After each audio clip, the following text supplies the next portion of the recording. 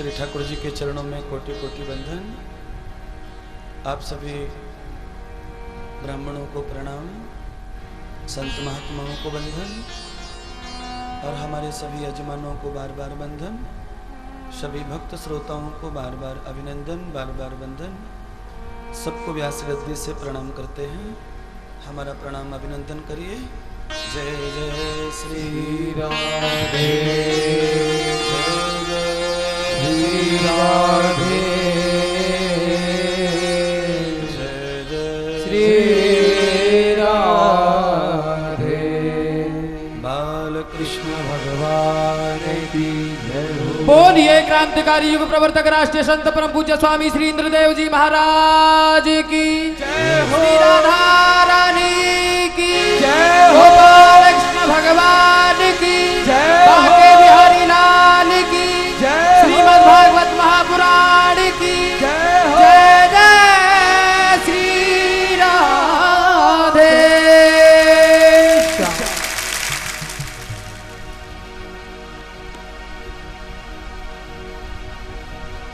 आज दूसरे दिन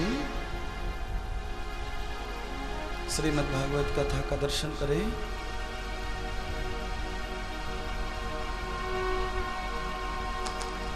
कथा भूतो न अमृतम,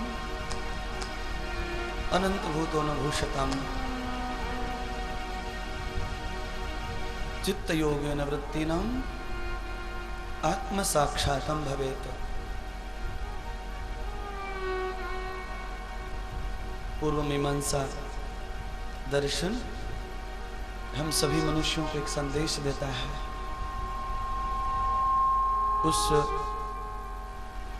संदेश का मतलब है कि हम सब मनुष्य अपने चित्त में निर्मलता धारण, पवित्रता धारण करें। अपना मन निर्मल हो जाए, बुद्धि प्रबल हो जाए तो आत्मा को सबल करे, बलवान बनाए। शरीर चाहे कितना भी दुबला पतला हो, आत्मा अगर प्रबल और मजबूत होती है तो दुबला पतला आदमी 1 कुंटल की बोरी को उठा लेता है। शरीर मजबूत हो और आदमी का साहस कमजोर हो तो फिर उस व्यक्ति को 1 कुंटल बहुत है, वो सीढ़ियों पर भी नहीं चढ़ पाता। इसलिए हमारा महाशास्त्र भागवत, हमारे ऋषि मनुष्य को संदेश करते हैं।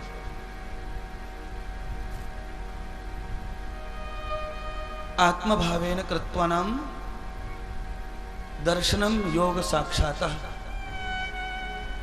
अदित्यम दर्शनम भूतो परमेश्वरम दर्शनार्थम। जय मुनि कहते हैं जीवन का वास्तविक धर्म है ईश्वर का दर्शन करना। पर हम बड़े दुर्भागी व्यक्ति हैं, हमारा भाग्य बड़ा फूटा हुआ है। ईश्वर के दर्शन के लिए घर से निकलते हैं, बीच में कोई प्रपंच, माया, संसार की याद आ जाती है और बस मंदिर तक तो जाते हैं, पर हम दिल से, हृदय से मंदिर का आनंद नहीं ले पाते, क्योंकि प्रपंच हमारे साथ जाता है। भले ही हम छोटे बच्चे को घर छोड़ जाएं, पर मंदिर में जाकर बच्चे की याद आ जाती है। घर में छोड़ी हुई वस्तु पूजा में, ध्यान में, भजन में, मंदिर में, कथा में, तीर्थ में, जहां भी आप जाते हैं, अगर वहां जाकर आपको अपने घर की याद आती है तो समझ लो आपको तीर्थ का फल नहीं मिलेगा, भागवत का फल नहीं मिलेगा, मंदिर का फल नहीं मिलेगा, ध्यान का फल नहीं मिलेगा, भजन का फल नहीं मिलेगा। इसलिए इदंतम गत्वा न गक्षामि तद हृदयम न चित्त योगितः स्थितम आसनम भूतो अनंत दर्शनम प्रभु। चैतन्य महाप्रभु कहते हैं अगर तुम्हें ईश्वर का साक्षात करना है, दर्शन करना है, तो जहां तुम बैठे हो वहीं की सोचो। बैठे हो कथा के पांडाल में, वृंदावन में, फोगलाश्रम में, और सोच रहे हो और कहीं की, तो यहां बहुत बुरा जीवन हो जाएगा। यहां तुम्हारा जीवन कैसा हो जाएगा? धोबी के कुत्ते जैसा, न घर का न घाट का, ना तो कथा का रहा और ना ही घर का रहा। यहां आकर घर की सोचेंगे तो घर का काम नहीं कर सकते, और घर पे जाके कथा की सोचेंगे तो कथा नहीं सोच सकते। इसलिए यथा योगेन स्थिताम, व्यक्ति का सही धर्म है कि वो जहां है वहीं का विचार करे। आप अपने हृदय पर हाथ रख कर कहिए कि आप सब अपने घरों से कथा के लिए आए हैं, पर कथा के बीच में न जाने कितने सारे प्रपंच, विचार, बातें आपके मनों में विचरत रहती हैं, घूमती रहती हैं।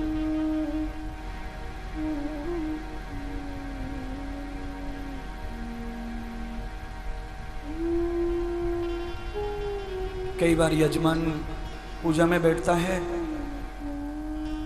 ब्राह्मण पूजा कराते रहते हैं, ब्राह्मण के हाथ में फूल और चावल लगा रहता है। ब्राह्मण कहता है कि भाई यजमान ये फूल चावल लो, संकल्प करो। इतनी देर में उसकी यजमान की मोबाइल की घंटी बजती है। यजमान मोबाइल को खोलकर कान पे लगाता है और ब्राह्मण बार बार कहता है संकल्प करो महाराज। चित्त दोषेन कृत्वानाम चित्रभूतेन भोगता, यथा कर्मम तथा भोगम भोगे यथा कर्मशु। अब ब्राह्मण क्या करे इसकी पूजा का? पूजा का संकल्प करने के लिए आसन पर बैठा है, फिर भी कितने किलोमीटर दूर अपने घर पे किसी से जुड़ गया, और सामने गणेश जी की तस्वीर रखी है, गणेश की स्थापना करने की है, और हजारों किलोमीटर जुड़ गया है और गणेश सामने है, 1 फुट दूर पर उससे नहीं जुड़ पा रहा है। क्यों? प्रपंच ने बाधा डाल दी, माया ने सताया है उसको, व्यवहार ने सताया है। क्योंकि संसार के व्यवहार से इतना जुड़ा हुआ है, तीर्थ में आकर भी अपने घर को साथ लाया है, प्रवचन में आया है, सत्संग में आया है, और तीर्थ को भूलकर, प्रवचन को भूलकर संसार को जुड़ा हुआ है। इसलिए सिद्धांत बिगड़ जाता है। यह सिद्धांत कभी सफल नहीं होगा। अब तुम कितनी भी पूजा करो, कितना भी